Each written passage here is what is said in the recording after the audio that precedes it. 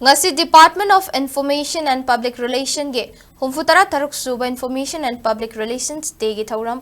nityai pachu thekta leiba DIPR ge auditorium da pangthokhre DIPR ge Directorate asig auditorium da pangthokhiba thouram aduda DIPR ge Manager of Publication Yanglem Gita Office Assistant K.I. Pradip amasung Grade 4 CH Premananda da Best Employee Award su khusinakhi loinana DIPR ge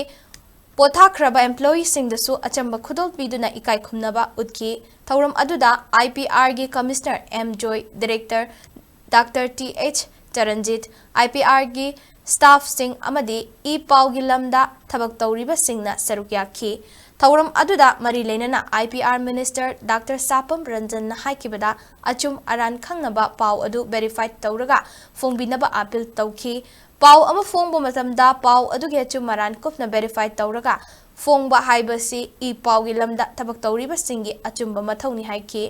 aranba tokngada yumfam oiba pauna tungda achauba asoiba laknaba machak oihalli haibasi khangna thabak tawhanningbagi apamba thamki hauzik oiriba Manipur gi issue asida lamdam asigi paumi singna lawriba thaudang thagatningai ni state asige paugi lamda thabak tawriba singi department asige maikaidagi tawba yaba tawgani haiba wafam su fongdokhi